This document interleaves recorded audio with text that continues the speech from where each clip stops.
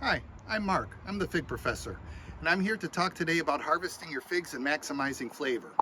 Our figs here in the Midwest grow in pots, so we don't have the option of having massive trees and hundreds of figs to pick off of one. So you want to make sure that each fig that you pick is ripened nicely and good tasting and sweet.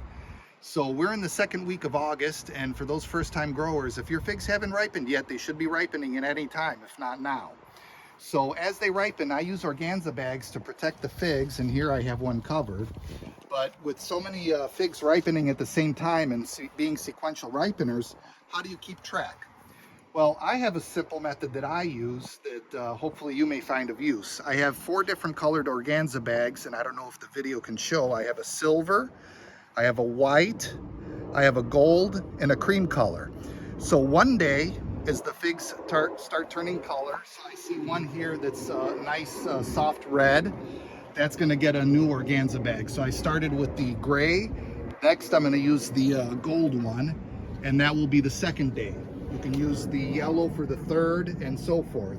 You can include other colors. They come in red, green, white. So that's my method, is using a different colored organza bag for each day that the fig gets covered. That way I know which ones have been hanging on the tree the longest, and those are most likely the ones that would ripen first.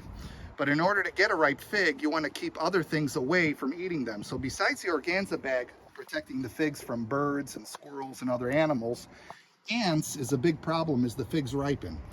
Figs are sweet, full of sugar and juices, and it attracts ants. So I use a natural repellent, in this case coffee grounds, which work really well.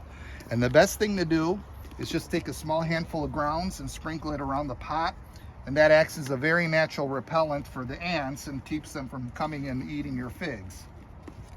The other applicant you can use is diatomaceous earth. It too is a powder like the coffee grounds, and you just sprinkle it around the tree, and any ants or insects that crawl over it will essentially die when they crawl. And again, it's a great application just like the coffee, but keep in mind that if it rains or the surface gets wet and it washes away, your repellent is gone and you will need to reapply it. Another method, which I don't use, but if you have a nice tree trunk like this, a lot of people will use tape, like fly tape or duct tape, something sticky, and you wrap it around the trunk in reverse so the sticky side is out. So any critters that happen to crawl up the pot will get stuck on the tape. That's another way to keep bugs and insects off of your figs. So you want to make sure that the fig ripens nicely. And how can you tell?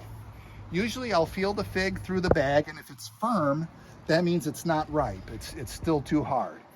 I look at the color. Is it, that nice dark color? Does it have crackling? So this fig looks like it's ripe. It comes off nice and easy. And I'm going to show you what the inside looks like, so that you know that you picked the fig at the peak of ripeness. So I take one out of the bag. I'm going to take a knife to cut it open, but observe the crackling on the skin. That means that it's hung on the tree just the right amount of time. It's a nice dark purple color. We're going to cut the fig open. Nice and red inside, and it should be sweet. So let's take a taste. It's at the peak of ripeness. If you pick it too early, it will not continue to ripen. Once a fig comes off a tree, it does not ripen any further. You wait too long and it gets overripe and it can be spoiled. There's a few varieties that can hang on the tree a little bit longer that dry well, but typically you want to pick the fig at the right time. So you want to make sure, again, that they're nice and soft. They hang or droop from the stem. They have that nice little crackling and a nice good color, and that's the best way to tell that you have a ripe fig. Hopefully this was helpful and you find it entertaining, and you got something out of this. Thank you for watching my videos, and hopefully you'll be able to enjoy your figs instead of picking them too ripe or overripe.